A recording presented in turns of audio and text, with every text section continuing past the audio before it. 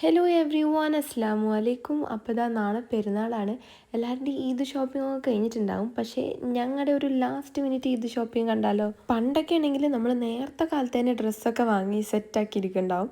പക്ഷേ ഇപ്രാവശ്യം നല്ല വൈകിട്ടാണ് നമ്മൾ ഡ്രസ്സ് എടുക്കാൻ പോയത്. പിന്നെ ഡ്രസ്സ് എടുക്കാനായതുകൊണ്ട് ഒരുപാട് ആർപ്പാടൊന്നുമില്ല, സിമ്പിളായിട്ട്. പിന്നെ ഇതാ ഈ ഒരു സാൻഡിൽസ് ഞാൻ ഫ്ലിപ്കാർട്ട് ത്രൂ ഓർഡർ ചെയ്തതാണ്. ലിങ്ക് ഞാനിവിടെ കൊടുക്കാം. ഇതിൻ്റെ കളർ എനിക്ക് നല്ല ഇഷ്ടമായി. പിന്നെ അത് മാത്രമല്ല എല്ലാ ഡ്രസ്സിൻ്റെ കൂടിയും ഇത് ഏകദേശം മാച്ച് ആവും. അപ്പോൾ എല്ലാം സെറ്റ്. ഇനി പോകുക, ഡ്രസ്സ് എടുക്കുക, തിരിച്ചിങ്ങോട്ട് തന്നെ പോരുക.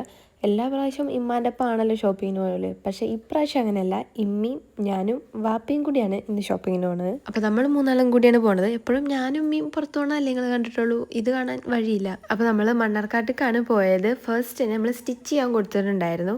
അപ്പോൾ അത് വാങ്ങിയിട്ട് പിന്നെ നേരെ ഷോപ്പിങ്ങിലോട്ട് കിടക്കാൻ വിചാരിച്ചു. ഇനി അഥവാ നമ്മൾ സാധനങ്ങളൊക്കെ വാങ്ങിയിട്ട് സ്റ്റിച്ച് ചെയ്തത് വാങ്ങാൻ പോകുമ്പോഴത്തേനും കടടച്ചാലോ. അപ്പോൾ നമ്മൾ ആദ്യം അത് വാങ്ങി, എന്നിട്ട് നേരെ ഇമ്മക്ക് മാക്സിയും കാര്യങ്ങളൊക്കെ നോക്കണം പറഞ്ഞിട്ട് അങ്ങനെ അത് നോക്കാൻ നിന്നു.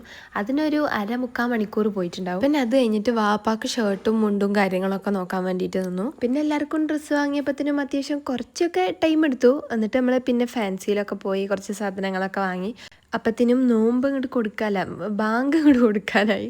അതുകൊണ്ട് നമ്മൾ പുറത്തുനിന്ന് ഫുഡ് വാങ്ങിയിട്ട് നമ്മൾ നേരെ വീട്ടിലോട്ട് പോയി. എന്നാൽ പിന്നെ ആ ഫുഡ് കഴിച്ചാൽ പോരെ. അപ്പോൾ അങ്ങനെ നമ്മൾ നോമ്പൊക്കെ തുറന്നു, ഡ്രസ്സൊക്കെ എടുത്തു, ഹാപ്പി. അപ്പം ഇനി നാളെ പെരുന്നാൾ കാണാം. ബൈ.